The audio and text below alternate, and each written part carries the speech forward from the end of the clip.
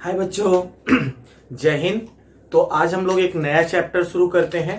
तो हम लोग प्लांट फिजियोलॉजी पढ़ रहे हैं, तो इसमें एक नया चैप्टर पढ़ेंगे रेस्पायरेशन इन द प्लांट्स। जैसा कि आप रेस्पायरेशन के बारे में जानते हैं, तो रेस्पायरेशन इन द एनिमल्स या रेस्पायरेशन इन द ह्यूमन हम लोग पढ़ चुके हैं। तो रेस्पायरेशन इन द ह्यूमन की अगर हम बात करें, तो ह्यूमन में रेस्पायरेशन होने के लिए एक स्पेशल तरह का रेस्पायरेटरी सिस्टम की आवश्यकता पड़ती है, जिसको हम रेस्पायरेटरी सिस्टम के नाम से जानते हैं। तो ह्यूमन में जो रेस्पायरेटरी सिस्टम है वो कई ऑर्गन से मिलकर के बना होता है। जैसे जैसे सबसे पहला जो रेस्पायरेटरी ट्रैक का पार्ट है तो नोज आता है, नोज के बाद फेरिंग्स आता है, फिर इसके बाद ट्रैकिया आता है, फिर इसके बाद ब्रोंकाई आता है, ब्रोंकियोल आता है, फिर एल्वोलर डक्ट आता है, एल्वलाई आता है और फिर लंग्स आता है। तो हमने ह्यूमन के रिस्पायरेशन में देखा था। तो ह्यूमन के रिस्पायरेशन में 3 स्टेप्स हमने सीखा था। तो पहला स्टेप ब्रीदिंग होता है, फिर इसके बाद दूसरा स्टेप गैसियस एक्सचेंज होता है और तीसरा स्टेप होता है सेलुलर रिस्पायरेशन, जिसको हम ऑक्सीडेशन के नाम से जानते हैं। तो ये तो बात रही एनिमल्स या ह्यूमन में रिस्पायरेशन की। यदि हम प्लांट्स में बात करें, तो प्लांट्स में प्लांट में रिस्पायरेशन के दौरान कौन कौन से स्टेप्स होंगे, तो ऑब्वियसली हम कह सकते हैं ब्रीदिंग नहीं होता है। तो प्लांट्स कभी भी ब्रीद नहीं करता है। तो ब्रीदिंग यह एनिमल्स का फीचर्स होता है, वो भी हायर एनिमल्स का फीचर होता है। जो इनवर्टिब्रेट्स होते हैं, जो लोअर इनवर्टिब्रेट्स होते हैं, उनमें ब्रीदिंग नहीं होता है। तो यह हायर एनिमल या हायर इनवर्टिब्रेट्स का फीचर होता है ब्रीदिंग होना। तो क्या प्लांट ब्रीद करता है, तो इसका आंसर है बिल्कुल। बिल्कुल नहीं ब्रीद करता है, तो प्लांट में ब्रीदिंग नहीं होता है। दूसरा स्टेप आपको बताया गया था, इसका गैसियस एक्सचेंज होता है और सेलुलर रेस्पायरेशन होता है। तो प्लांट्स में गैसियस एक्सचेंज और सेलुलर रेस्पायरेशन दोनों होते हैं। जिस तरह से एनिमल में गैसियस एक्सचेंज और सेलुलर रेस्पायरेशन हो रहा है, उसी तरह से प्लांट में भी गैसियस एक्सचेंज होता है। तो प्लांट में गैसियस एक्सचेंज किसके सहायता से होता है, तो आपने नाम से ना होगा, स्टोमेटा होता है। प्लांट के लीफ में स्टोमेटा होता है, जिसके माध्यम से गैसियस एक्सचेंज होगा। प्लांट के स्टेम में या बार्क के ऊपर लेंटिकल्स पाए जाते हैं, जो कि गैसियस एक्सचेंज में भाग लेता है। कुछ स्पेसिफिक प्लांट है, जैसे मैंग्रोव प्लांट, उसमें हाइडाथोड होता है, जो कि गैसियस एक्सचेंज में भाग लेता है। तो इस तरह से बहुत सारे ऐसे स्ट्रक्चर होते हैं जो गैसियस एक्सचेंज में प्लांट में भाग लेते हैं। दूसरा सेलुलर रेस्पायरेशन है। तो सेलुलर रेस्पायरेशन बेसिकली इस चैप्टर में हम लोगों को पढ़ना है। तो सेलुलर रेस्पायरेशन का मतलब होता है ऑक्सीडेशन। जैसे प्लांट जो भोजन बनाया जिसको हम ग्लूकोज कहते हैं, तो उस ग्लूकोज को ऑक्सीडाइज करना, ये कहलाता है सेलुलर रेस्पायरेशन। तो सेलुलर रेस्पायरेशन में इन जनरल 4 स्टेप्स आते हैं। तो पहला स्टेप्स होता है ग्लाइकोलिसिस, और दूसरा स्टेप्स होता है लिंक्ड रिएक्शन, और तीसरा स्टेप होता है क्रेब्स साइकिल, और चौथा स्टेप्स इसमें आता है इलेक्ट्रॉन ट्रांसपोर्ट सिस्टम। तो हम लोग एक एक करके सीखते हैं। तो जैसा कि हम सबसे पहले सीखेंगे रिस्पायरेशन का डिफिनेशन, या रिस्पायरेशन क्या है, या रिस्पायरेशन कैसा प्रोसेस है। तो सिंपल सी बात है, किसी भी ऑर्गेनिज्म को सरवाइव करने के लिए, जिंदा रहने के लिए, चाहे वह प्लांट हो चाहे वह एनिमल हो, उसको जिंदा रहने के लिए सबसे ज्यादा किसकी आवश्यकता पड़ेगी, तो ऑब्वियसली एनर्जी की आवश्यकता पड़ेगी। क्योंकि इस ब्रह्मांड के अस्तित्व का कारण कौन है, एनर्जी। सब कुछ एनर्जी ही है। तो एनर्जी बनाने के लिए, एनर्जी पाने के लिए क्या करना होगा, तो उस ऑर्गेनिज्म को फूड लेना पड़ेगा। अच्छा, तो क्या फूड ले लेने से एनर्जी मिल जाएगा, तो हाँ बिल्कुल मिल जाएगा, लेकिन एक प्रोसेस के द्वारा मिलेगा। तो उस एनर्जी फूड का ऑक्सीडेशन होगा, वह फूड ऑक्सीडाइज होगा, तो फिर उसके अंदर जो एनर्जी है वो निकलेगा, और उसी एनर्जी को यूज करके एनिमल अपने बॉडी के मेटाबॉलिज्म को परफॉर्म करता है, और जिस कारण से वो सरवाइव कर जाता है। तो सबसे पहले हम बात करेंगे रिस्पायरेशन। तो रिस्पायरेशन यह एक बायोलॉजिकल प्रोसेस होता है। तो कह सकते हैं क्यों, क्योंकि यह रिस्पायरेशन लिविंग ऑर्गेनिज्म में होता है। कभी भी नॉन लिविंग ऑर्गेनिज्म रिस्पायरेशन नहीं करते हैं, तो इसीलिए करते हैं। तो respiration is a biological process. तो रिस्पायरेशन एक बायोलॉजिकल प्रोसेस है, तो इसको हम कहते हैं this is the biological process. तो रिस्पायरेशन एक बायोलॉजिकल प्रोसेस है। क्यों कहलाया बायोलॉजिकल प्रोसेस? क्योंकि ये लिविंग ऑर्गेनिज्म में होता है। अब जरा हम बात करते हैं, रिस्पायरेशन एक एम्फीबोलिक प्रोसेस है। तो these are the amphibolic process. तो क्यों एम्फीबोलिक कहते हैं? अब जरा ध्यान से समझिए, एम्फीबोलिक क्यों कहा गया? क्योंकि रिस्पायरेशन में कैटाबोलिज्म और एनाबोलिज्म दोनों होता है। कैटाबोलिज्म मतलब ब्रेक डाउन होना और एनाबोलिज्म मतलब टूटना। जैसे कोई बल्कि कंपाउंड है वो छोटे छोटे टुकड़े में टूटेगा तो कहलाएगा कैटाबोलिज्म। तो ह्यूमन में जो डाइजेशन होता है यह एक कैटाबोलिक प्रोसेस होता है। और दूसरा एनाबोलिज्म है, जैसे कई छोटे छोटे कंपाउंड हैं, जब आपस में जुड़ करके एक बल्कि कंपाउंड बना देते हैं तो इसको कहते हैं एनाबोलिज्म। जैसे बहुत सारे अमीनो एसिड्स मिल करके प्रोटीन का फॉर्मेशन कर देते हैं, तो ये एक एनाबोलिक प्रोसेस है। तो एनाबोलिक प्रोसेस का उदाहरण हो सकता है फोटोसिंथेसिस। तो रिस्पायरेशन ऐसा प्रोसेस है जिसमें कैटाबोलिज्म और एनाबोलिज्म दोनों होते हैं, इसलिए इसको एम्फीबोलिक प्रोसेस के नाम से जानते हैं। तो हम कह सकते हैं रिस्पायरेशन में कैटाबोलिज्म और प्लस एनाबोलिज्म। तो कैटाबोलिज्म और एनाबोलिज्म दोनों हो रहा है, इसलिए इसको हम एम्फीबोलिज्म के नाम से जान सकते हैं। तो रिस्पायरेशन को हम कह सकते हैं एनर्जी रिलीजिंग प्रोसेस। तो रिस्पायरेशन होगा तो एनर्जी रिलीज होता है। ग्लूकोज का ऑक्सीडेशन सेल के अंदर होगा तो एटीपी निकलता है, एनर्जी निकलता है, तो इसलिए कहते हैं यह एक एनर्जी रिलीजिंग प्रोसेस है। तो respiration is a energy releasing process. Energy releasing process. तो रिस्पायरेशन एनर्जी रिलीजिंग प्रोसेस है।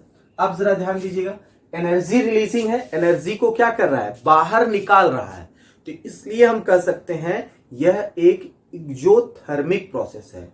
तो दो टर्म होते हैं, एक इंडोथर्मिक होता है और दूसरा एक्सोथर्मिक होता है। सॉरी, इंडो मतलब अंदर, एनर्जी को अंदर लेना मतलब हीट को एब्जॉर्ब करना, यह कहलाता है इंडोथर्मिक। और एक्सो मतलब बाहर करना, एनर्जी रिलीज करना, तो मतलब एक्सोथर्मिक, एनर्जी रिलीज करता है, इसलिए इसको हम कहते हैं यह एक एक्सोथर्मिक प्रोसेस है। तो रिस्पायरेशन इज एक्सोथर्मिक प्रोसेस या एक्सर्गोनिक के नाम से भी इसको जान सकते हैं। तो इसको हम एक्सोथर्मिक या एक्सर्गोनिक भी कर सकते हैं। एक्सर्गोनिक दोनों टर्म सिमिलर है, बस नाम अलग अलग है। एक्सोथर्मिक या एक्सर्गोनिक कर सकते हैं। तो यह एक फुल्ली एंजाइमेटिक प्रोसेस होता है। क्यों भैया? क्योंकि रिस्पायरेशन में जितने भी केमिकल रिएक्शंस होंगे वो बिना एंजाइम के नहीं हो सकते हैं, उनको होने के लिए एंजाइम की आवश्यकता पड़ेगी, इसलिए इसको कहते हैं फुल्ली एंजाइमेटिक प्रोसेस। तो respiration is the fully enzymatic process, यह एक फुल्ली एंजाइमेटिक प्रोसेस कहलाता है। तो respiration is the fully enzymatic process, क्योंकि हर रिएक्शन एंजाइम के गवर्न में होगा, इसलिए फुल्ली एंजाइमेटिक प्रोसेस के नाम से जानते हैं। तो इसको और भी हम कर सकते हैं। तो इसमें अगर केमिकल रिएक्शन की बात करें, रिस्पायरेशन के दौरान जो केमिकल रिएक्शंस हो रहे हैं, या तो ऑक्सीडेशन हो रहा है या तो रिडक्शन हो रहा है। तो दो तरह के रिएक्शंस होते हैं, ऑक्सीडेशन रिएक्शन या रिडक्शन रिएक्शन। तो हम कह सकते हैं यह ऑक्सीडेटिव रिडक्टिव प्रोसेस है। ऑक्सीडेटिव रिडक्टिव प्रोसेस क्यों कहते हैं? क्योंकि इसमें ऑक्सीडेशन एंड रिडक्शन रिएक्शन हो रहा है, इसलिए इसको हम कहते हैं ऑक्सीडेटिव रिडक्टिव प्रोसेस। अब हम बात करते हैं रिस्पायरेशन में यूज होने वाला रॉ मटेरियल। तो रिस्पायरेशन में क्या रॉ मटेरियल यूज करते हैं? तो हमको प्रोडक्ट मिलता है, तो raw material of the respiration, तो बात करें रॉ मटेरियल, तो रिस्पायरेशन में क्या रॉ मटेरियल लेते हैं, तो रॉ मटेरियल क्या है, तो आप कह सकते हो सबस्ट्रेट, रिस्पायरेटरी सबस्ट्रेट, आप कह सकते हैं रॉ मटेरियल क्या है, ग्लूकोज है। ग्लूकोज रिस्पायरेशन का रॉ मटेरियल है जो ऑक्सीडाइज होता है। तो वह मटेरियल जिसका ऑक्सीडेशन होता है उसको हम रॉ मटेरियल कहेंगे। तो जो है रिस्पायरेशन का रॉ मटेरियल क्या होगा, ग्लूकोज प्लस ऑक्सीजन, तो प्लस ऑक्सीजन, तो दोनों ही इसके रॉ मटेरियल हैं।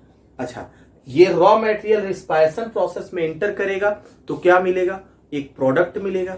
तो रिस्पायरेशन का प्रोडक्ट क्या होगा, तो ऑब्वियसली हम कह सकते हैं जब ये ऑक्सीडाइज होगा ग्लूकोज ऑक्सीजन के प्रेजेंस में तो प्रोडक्ट मिलेगा ना, तो प्रोडक्ट ऑफ रिस्पायरेशन, तो रिस्पायरेशन का प्रोडक्ट क्या हो सकता है, तो हम कह सकते हैं रिस्पायरेशन का प्रोडक्ट होगा कार्बन डाइऑक्साइड, CO2 हो सकता है, और क्या होगा, वाटर होगा, और क्या होगा, एनर्जी होगा।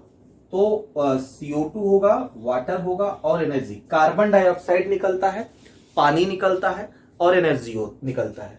जब यह ग्लूकोज ऑक्सीडाइज होगा तो फाइनली क्या मिलेगा हमको, कार्बन डाइऑक्साइड मिलेगा, पानी मिलेगा और एनर्जी रिलीज हो जाएगा, एनर्जी मिलेगा। तो ये रहा प्रोडक्ट ऑफ द रेस्पायरेशन।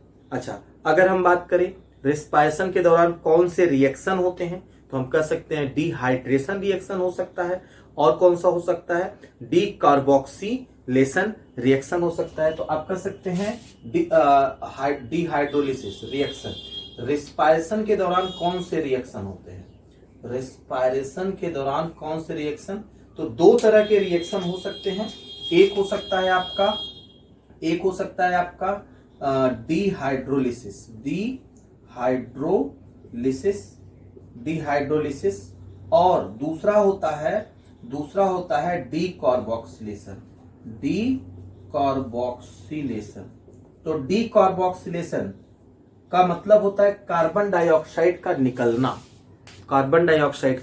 निकलना। तो दो तरह के रिएक्शन रिस्पायरेशन के दौरान हो सकते हैं।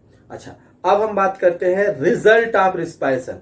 अच्छा, अगर रिस्पायरेशन होगा तो इसका फाइनल रिजल्ट क्या आएगा, तो इसका फाइनल रिजल्ट होगा बॉडी वेट का घटना। जैसे आप क्या करते हैं, अगर आप मोटे ताजे हो गए हैं, आपकी बॉडी मोटहर हो गई है, तो कहते हैं ना कि दौड़ो या एक्सरसाइज करो तो बॉडी पतली हो जाएगी।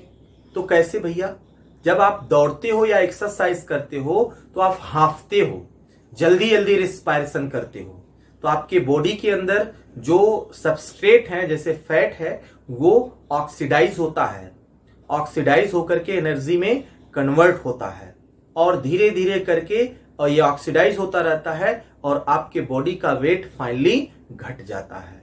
जैसे आप देखते हो ना, कोई कोई पर्सन है, पहले पतला होता है, एक उम्र के बाद उसका शरीर भारी होने लगता है, मोटाई बढ़ने लगती है।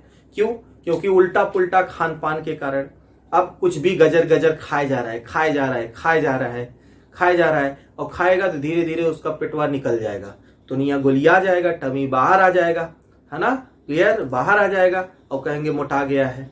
तो इस मोटापे को कम करने के लिए रिस्पायरेशन रेट को अगर हम बढ़ा दें तो मोटापा कम हो जाएगा। अच्छा, ये जो मोटापा होता है 1-2 दिन का नहीं होता है, ये कईयों साल से, जो है 1-2 साल से स्टोर करके रखते हैं धीरे धीरे। मोटापा बहुत बहुत स्लो प्रोसेस है, और एक बार अगर मोटापा चढ़ गया तो कई साल लग जाएगा उसको कम करने के लिए। तो इस तरह से हम कह सकते हैं final result of respiration, final result of respiration. तो इसका फाइनल रिजल्ट क्या है रेस्पायरेशन का, तो हम कह सकते हैं इसका फाइनल रिजल्ट होता है डिक्रीज द बॉडी वेट। तो डिक्रीज बॉडी वेट, तो ये बॉडी के वेट को घटाता है, रिस्पायरेशन बॉडी के वेट को घटा देता है। तो इसका फाइनल रिजल्ट होता है या बॉडी के वेट को घटा देता है। अब जरा हम बात करते हैं, तो जैसे मान लेते हैं ये रिस्पायरेशन है, तो रिस्पायरेशन, तो this is the process of respiration. तो रिस्पायरेशन का रॉ मटेरियल क्या है, जरा ध्यान देना। रिस्पायरेशन में हम ग्लूकोज को इंटर कराते हैं, ग्लूकोज, और क्या देते हैं, ऑक्सीजन को देते हैं।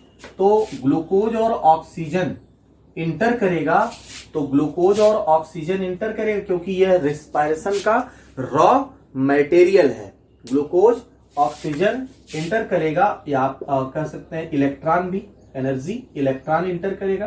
तो क्या निकलेगा, तो इसका प्रोडक्ट क्या होगा, तो इसका प्रोडक्ट क्या होगा, तो इसका प्रोडक्ट होगा पानी। पानी निकलेगा, क्या निकलेगा, पानी, वाटर निकलेगा। और क्या निकलेगा, वाटर के साथ साथ क्या निकलेगा, कार्बन डाइऑक्साइड निकलेगा, CO2 निकलेगा, CO2। और क्या निकलेगा, एनर्जी निकलेगा, एनर्जी। और यही एनर्जी यूज कर लिया जाता है। तो रिस्पायरेशन में जो एनर्जी निकलता है, क्या उसको एज इट इज यूज कर सकते हैं? नहीं, बिल्कुल नहीं। उसको एनर्जी करेंसी में कन्वर्ट करना पड़ता है। तो एनर्जी करेंसी कौन होता है, एटीपी। तो एटीपी को हम एनर्जी करेंसी कहते हैं। तो ये है raw material of the respiration. तो रिस्पायरेशन के प्रोसेस में क्या घुसा, glucose, water, glucose, oxygen, electron, और क्या निकला, पानी, एनर्जी और कार्बन डाइऑक्साइड। तो ये पूरा प्रोसेस है रिस्पायरेशन का। अच्छा, अब जरा देखिए, प्लांट्स में रिस्पायरेशन और फोटोसिंथेसिस साइमल्टेनियसली होता है। तो जो रिस्पायरेशन का प्रोडक्ट होगा वही फोटोसिंथेसिस का रॉ मटेरियल होता है। तो अगर हम इसको कंपेयर करें फोटोसिंथेसिस से, फोटोसिंथेसिस, तो फोटोसिंथेसिस ये एक प्रोसेस है जो कि प्लांट्स में होता है, एनिमल्स में नहीं होता है। तो फोटोसिंथेसिस लाइट के प्रेजेंस में होता है। फोटोसिंथेसिस के सहायता से ही प्लांट भोजन को बनाता है।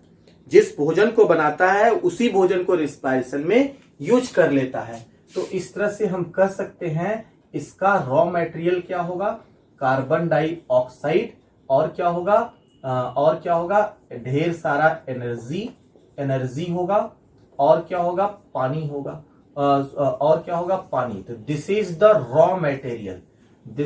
Raw material of the photosynthesis. और फोटोसिंथेसिस होगा तो निकलेगा क्या, जो है ग्लूकोज निकलेगा, ग्लूकोज बनेगा, और क्या बनेगा, ऑक्सीजन बनेगा। तो ग्लूकोज और ऑक्सीजन, जरा ध्यान दीजिएगा, ग्लूकोज और ऑक्सीजन, तो क्या निकला, ऑक्सीजन निकला, ये वाला ऑक्सीजन, और क्या निकला, ग्लूकोज निकला, ग्लूकोज, ये वाला ग्लूकोज। तो ये ग्लूकोज और ऑक्सीजन निकला, ग्लूकोज और ऑक्सीजन निकला। तो इस तरह से हम कह सकते हैं फोटोसिंथेसिस का जो प्रोडक्ट होता है, ये फोटोसिंथेसिस का प्रोडक्ट है।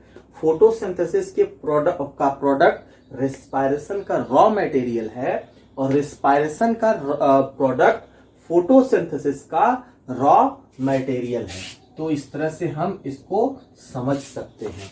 तो फोटोसिंथेसिस और रिस्पायरेशन ये एक साइमल्टेनियस प्रोसेस है, प्लांट्स में दोनों साथ ही साथ चलते हैं। बिना फोटोसिंथेसिस का रिस्पायरेशन नहीं हो सकता है, और बिना रिस्पायरेशन का फोटोसिंथेसिस नहीं हो सकता है। देखो कितने प्यारे हैं दोनों, कितने एक दूसरे में कितना प्यार है, और एक जो है प्यार के साथ काम कर रहे हैं, है ना। तो इस तरह से प्लांट सर्वाइवल के मूड में रहेगा। इन दोनों में अगर कोई प्रोसेस गड़बड़ होता है तो प्लांट का सर्वाइवल खतरे में पड़ जाएगा।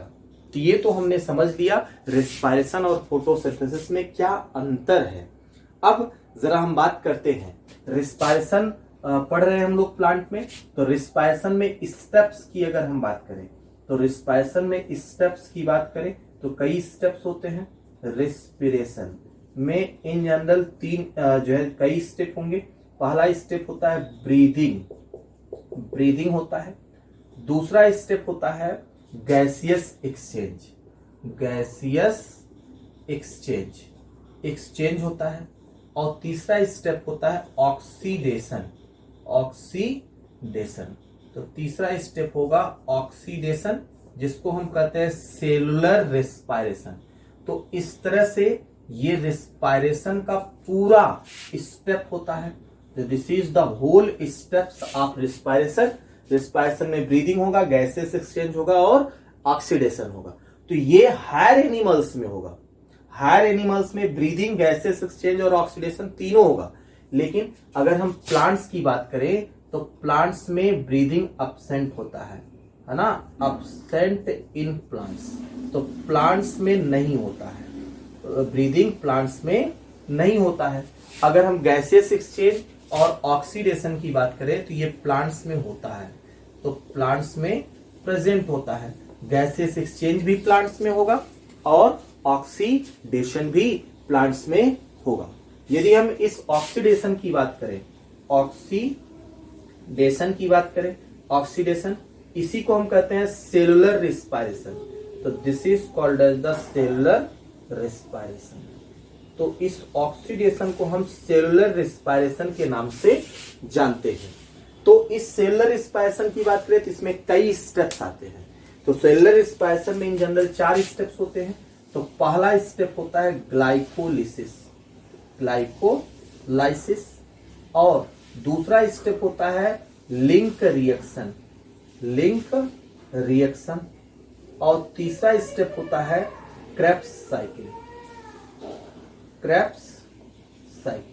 तीसरा स्टेप होगा क्रेब्स साइकिल, और चौथे स्टेप की अगर हम बात करें तो वो होगा ETS, मतलब इलेक्ट्रॉन ट्रांसपोर्ट सिस्टम, जिसको हम ETS के नाम से जानते हैं। अच्छा, अब जरा ध्यान दीजिएगा, रेस्पायरेशन के दौरान ये जो एनर्जी निकल रहा है, क्या ये energy as it is use होगा? तो इसका आंसर होगा नहीं, यह energy as it is use नहीं हो सकता है। पहले इस एनर्जी को जो है ATP के फॉर्म में कन्वर्ट करना पड़ेगा। तो आप कह सकते हैं दीज एनर्जी, ये जो एनर्जी निकल रहा है जो है not used as it is. तो यह एज इट इज यूज नहीं होता है। तो ये किसमें कन्वर्ट होता है? तो एनर्जी कन्वर्टेड इनटू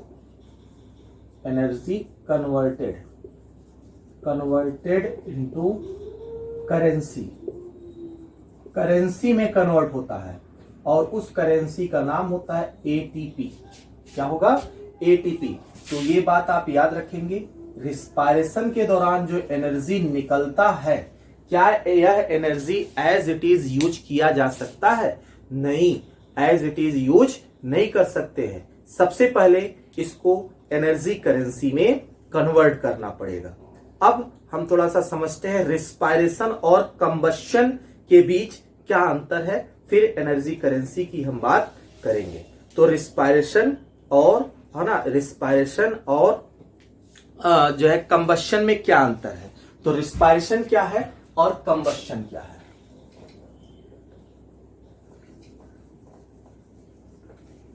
तो रिस्पायरेशन की अगर हम बात करें तो रिस्पायरेशन यह एक जो है, जैसा कि आप जानते हो, एक्सोथर्मिक प्रोसेस है। तो रिस्पायरेशन एक स्टेप वाइज प्रोसेस होता है, यह एक स्टेप वाइज प्रोसेस होता है। तो रिस्पायरेशन एक बायोलॉजिकल प्रोसेस होता है, लेकिन कंबशन यह बायोलॉजिकल प्रोसेस नहीं होता है। तो हम दोनों में अंतर की बात कर लेते हैं, रिस्पायरेशन क्या है और कंबशन क्या है। तो जरा समझते हैं। कंबशन यह एक फिजियोकेमिकल प्रोसेस होता है, लेकिन रिस्पायरेशन यह एक बायोलॉजिकल प्रोसेस होता है। रिस्पायरेशन में रिस्पायरेशन एक स्टेप वाइज प्रोसेस होता है, हर चीज एक स्टेप वाइज होता है, लेकिन कंबशन में ऐसा बिल्कुल नहीं होता है, सारे रिएक्शन एक साथ चलते हैं। रिस्पायरेशन ये कंट्रोल्ड होता है, इसको कंट्रोल किया जा सकता है, लेकिन कंबशन को कंट्रोल नहीं कर सकते हैं।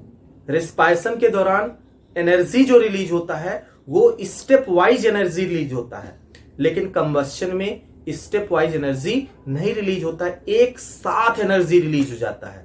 जैसे आप देखते हो कोई ऊपर हो या पुआल वगैरह हो, उसमें आग लग जाए या किसी के मकान में आग लग जाए, तो अब जो मकान में आग लग जा रहा है तो वहां पे हीट जनरेट हो रहा है ना, एनर्जी निकल रहा है ना। तो क्या एनर्जी थोड़ा थोड़ा करके निकल रहा है? नहीं, एक साथ ढेर सारा एनर्जी निकल जा रहा है। तो कंबशन में, तो दोनों में हम लोग अंतर सीखते हैं। तो सबसे पहले हम बात करते हैं रिस्पायरेशन है ना। तो रिस्पायरेशन, रिस्पायरेशन, और दूसरा है कंबशन। तो दूसरा है कंबशन। तो कंबशन, रिस्पायरेशन और कंबशन दोनों में अंतर क्या है, तो जरा ध्यान दीजिएगा।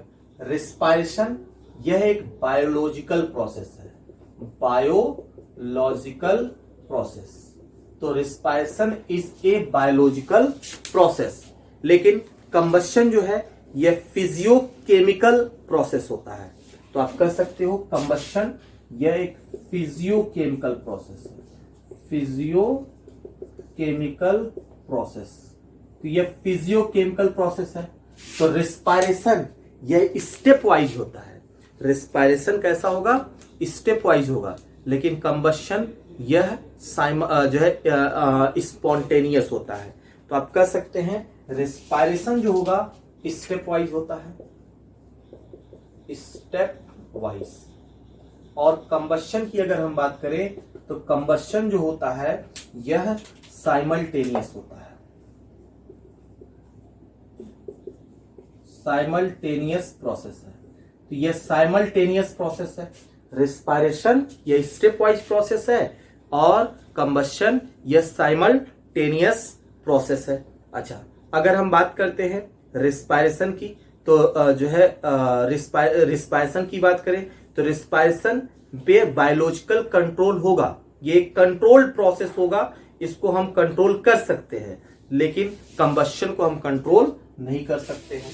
तो रिस्पायरेशन को हम कंट्रोल कर सकते हैं, आप कर सकते हो ये कंट्रोल्ड होता है, ये कंट्रोल्ड होता है, लेकिन कंबशन जो है यह कंट्रोल्ड नहीं होता है। तो इसको हम कहते हैं ये अनकंट्रोल्ड है। कंबशन अनकंट्रोल्ड होता है। कंबशन कैसा होगा, अनकंट्रोल्ड। रिस्पायरेशन कंट्रोल्ड होगा, लेकिन कंबशन अनकंट्रोल्ड होगा। रिस्पायरेशन में एनर्जी कैसे रिलीज होगा, है ना, स्टेप वाइज रिलीज होगा, लेकिन कंबशन में लार्ज अमाउंट ऑफ एनर्जी एक साथ रिलीज होगा। तो आप कह सकते हैं एनर्जी, यहां पे energy release step wise, step wise, step wise. लेकिन इसमें एनर्जी रिलीज की अगर हम बात करें तो इसमें एनर्जी रिलीज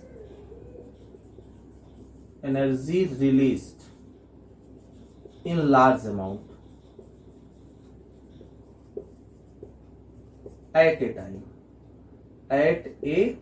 टाइम, एक ही साथ बहुत सारा एनर्जी निकल जाता है कंबशन में, लेकिन रिस्पायरेशन में ऐसा नहीं होता है।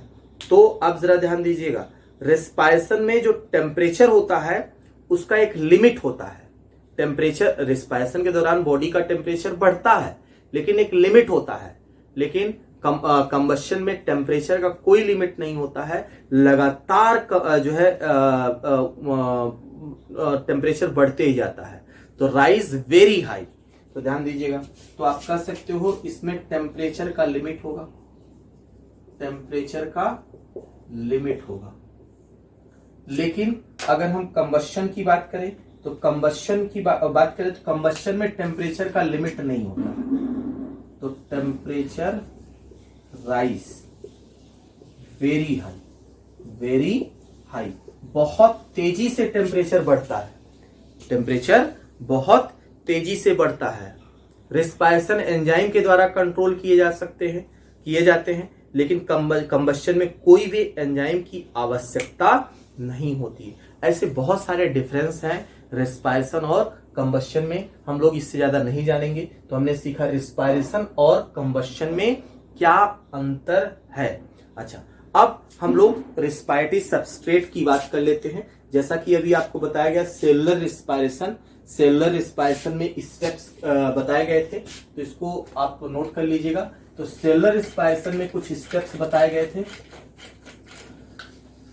सेलुलर रिस्पायरेशन में 3 स्टेप, ब्रीदिंग होगा, गैसियस एक्सचेंज होगा और सेलुलर रिस्पायरेशन होगा। और सेलुलर रिस्पायरेशन में आपको बताया गया था कई स्टेप।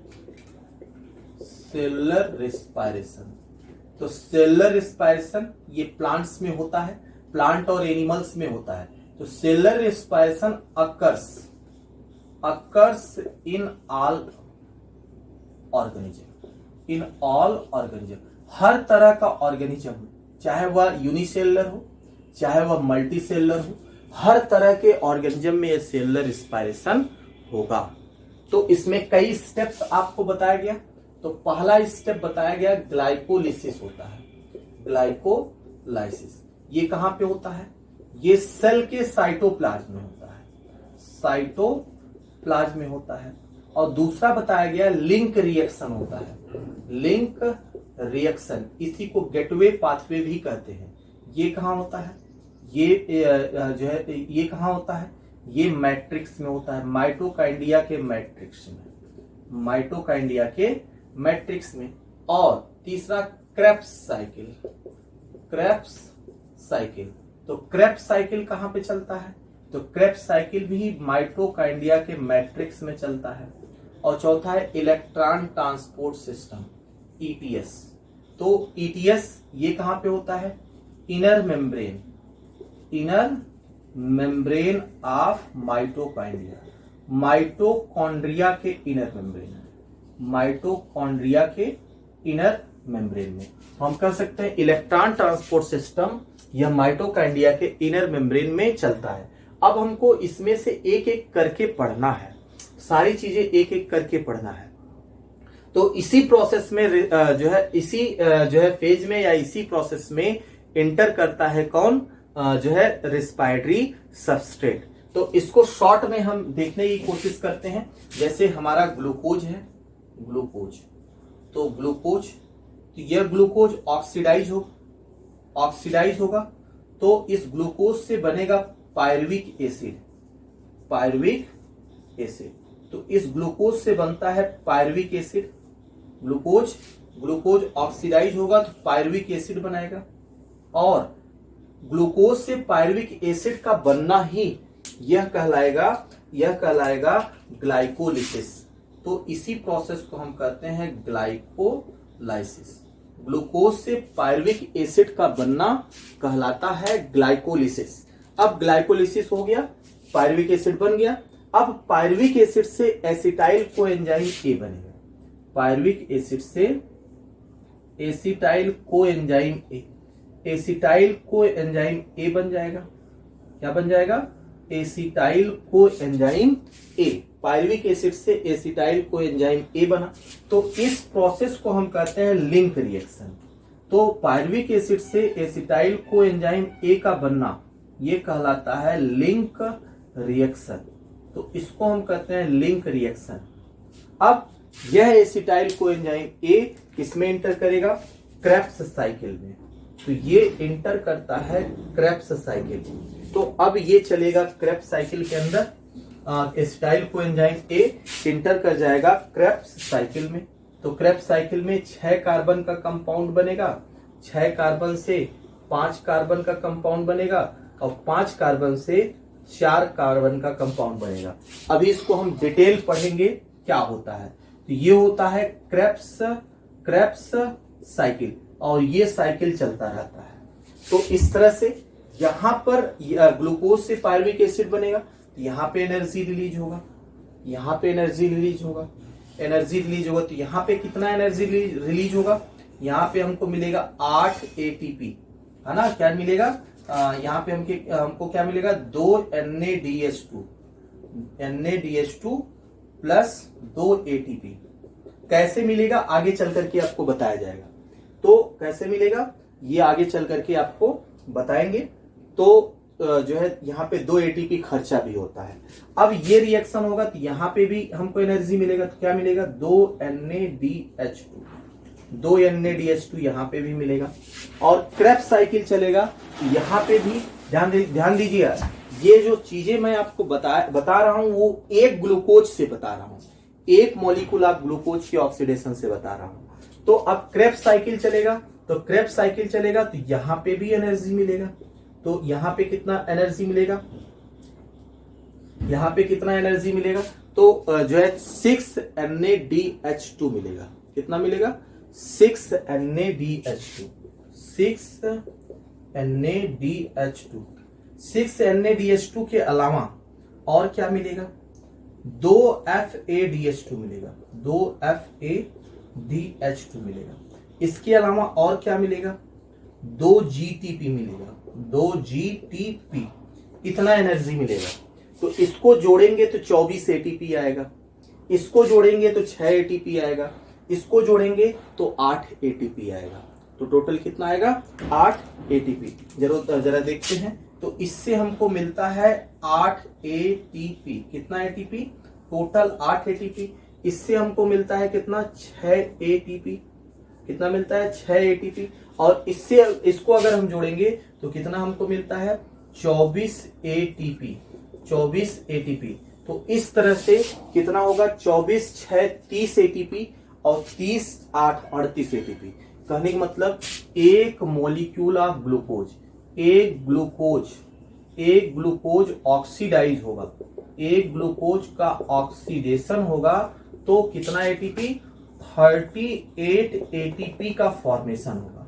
कितने ATP का?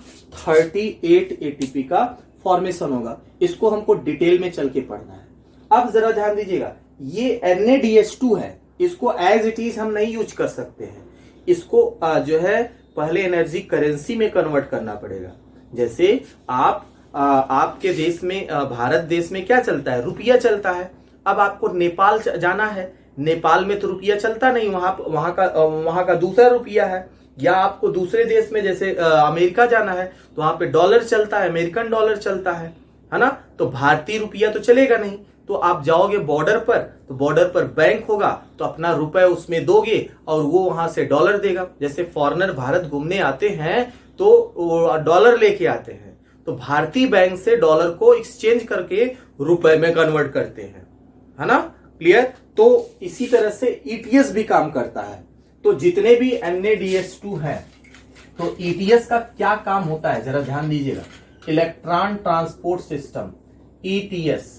तो ETS की अगर हम बात करें, इलेक्ट्रॉन ट्रांसपोर्ट सिस्टम की बात करें, तो ETS की बात करें तो इस ETS में अगर हम एक NaDH2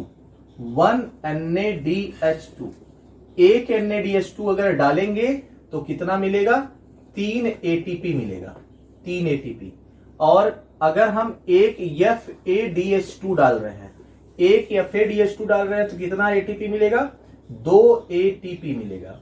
और इस तरह से अगर एक GTP डाल रहे हैं तो कितना ATP मिलेगा?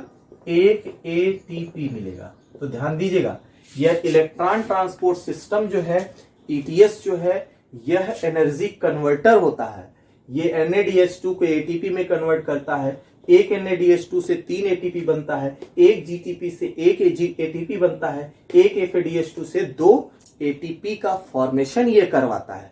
कौन करवाता है? ये ETS, इलेक्ट्रॉन ट्रांसपोर्ट सिस्टम। तो ये तो हमने सीख लिया कैसे होता है। अब हमको पढ़ना है रेस्पिरेटरी सबस्ट्रेट, और एक एक स्टेप करके हम लोग सीखने वाले हैं। इस वीडियो में बस इतना ही। थैंक यू, टेक केयर, जय हिंद।